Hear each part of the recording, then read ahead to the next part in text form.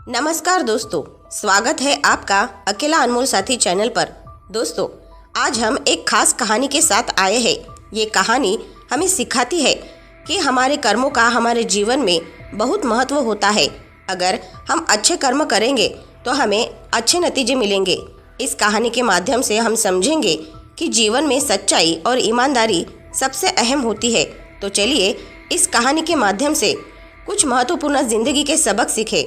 दोस्तों, बहुत वर्षों पहले की बात है। एक लड़का एक छोटे से गांव में रहता था। वो लड़का बहुत समझदार और अच्छा व्यवहार करता था। वो गुरुकुल जाता था और अच्छी तरह से पढ़ता था। वो लड़का गुरुकुल के अध्यापक का सबसे प्रिय विद्यार्थी था। घर में उसके माता पिता उससे बहुत खुश थे। उसके माता पिता उसे बड़ा आदमी बनाने का सपना देखा करते थे। ऐसे ही बहुत वर्ष बीत गए। एक दिन जब वह गुरुकुल में था तो उसने वहाँ शरारत की। जब गुरुकुल के अध्यापक ने ये देखा तो उनको बहुत गुस्सा आ गया और ये बात पूरे गांव में फैल गई। जब वो वापस घर गया तो वहाँ उसके माता पिता ने भी बहुत गुस्सा किया। वो बार बार गांव वालों से बोला कि उसने ऐसा कुछ भी नहीं किया, लेकिन गांव वालों और उसके अध्यापक ने उस पर विश्वास नहीं किया। अगले दिन वो लड़का गांव छोड़कर चला गया। बहुत वर्षों तक उस लड़के के बारे में कुछ भी नहीं पता चला। उसके माँ बाप बहुत दुखी थे। इस गांव से व्यापार का एक रास्ता जाता था। इस रास्ते में बहुत लोग व्यापार करने के लिए जाते थे। अब बहुत वर्ष हो गए थे उस लड़के के गांव से जाने के बाद। उस व्यापार के रास्ते पर एक जगह थी जहां से वो रास्ता एक जंगल के सामने जाता था। उसी जंगल में वो लड़का रह रहा था। उसे सारे गांव वालों पर बहुत गुस्सा था और उसके मन में एक विचार आया, इसे वो अपना गुस्सा दिखाए। एक दिन गांव में व्यापार करने वाले लोग 2-3 दिन बाद भी वापस नहीं आए। उन लोगों का परिवार बहुत ही चिंतित हो गया।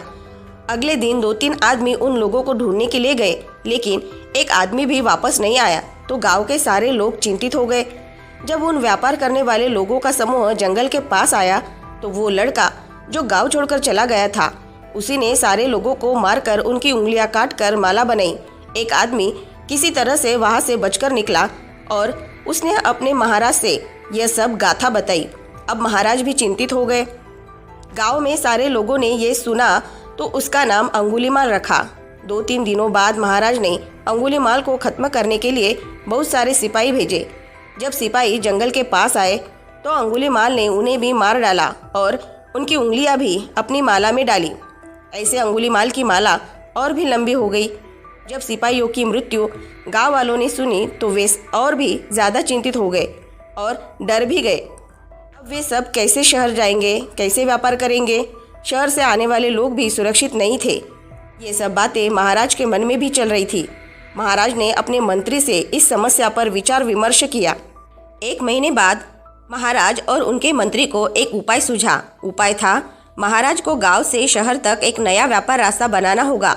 जब नया रास्ता बना के खत्म हुआ, सारे लोग व्यापार करने के लिए आने जाने लगे। अब अंगुलीमाल की समस्या किसी के सामने नहीं आई, क्योंकि उसको पता ही नहीं था कि व्यापार का नया रास्ता शुरू हो गया है।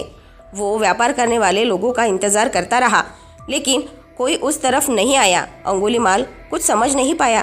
तभी उसने एक ऋषि को वन में से गुजरते हुए देखा और वो उनका पीछा करने लगा। वो उनके पीछे करीब करीब 1 घंटा चला, पर वो उन्हें पकड़ नहीं पाया।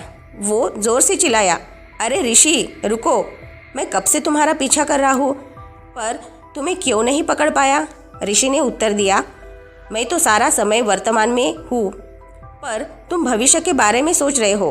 अंगुलीमाल बोला, मुझे तुम्हारी उंगलियाँ चाहिए। ऋषि ने अपना हाथ उसके सामने रख दिया और कहा, जो तुम्हें चाहिए वो तुम मेरे शरीर से ले लो। अंगुलीमाल ये सुनकर हैरान हो गया और बोला, भगवान आप कौन हैं? मैं आपका शिष्य बनना चाहता हूँ। यह ऋषि और कोई नहीं, स्वयं गौतम बुद्ध थे। उन्होंने अंगुलीमाल को अपना शिष्य बना लिया। अंगुलीमाल बुद्ध के साथ उनके आश्रम में गया और शिष्य बनकर उनके साथ रहने लगा। वो कई वर्षों तक उनसे शिक्षा लेता रहा। अब समय आ गया था जब वो भिक्षा लेने के लिए आश्रम से बाहर अन्य शिष्यों के साथ जा सकता था। वो भिक्षा मांगते हुए अपने गांव पहुंचा। वो एक छोटे बच्चे से चावल ले रहा था कि गांव वालों ने उसे पहचान लिया।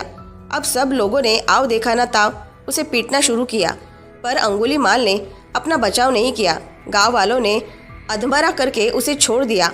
जैसे तैसे वो बुद्ध के आश्रम में पहुंचा। वो बुरी तरह से घायल था। वो आश्रम पहुंचते ही बुद्ध के चरणों में गिर गया। आज अंगुलीमाल को समझ आ गया था, जैसी करनी वैसी भरनी। अंत में यही शब्द उसके मुख से निकले और उसने अपने प्राण त्याग दिए।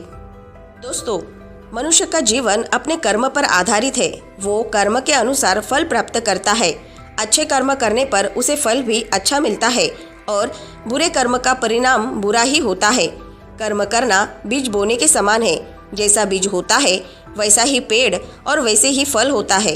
एक कहावत है, बोया पेड़ बबूल का तो आम कहाँ से आए। इसीलिए बड़े से बड़े अपराधी अंत में बुरी मौत मरते हैं।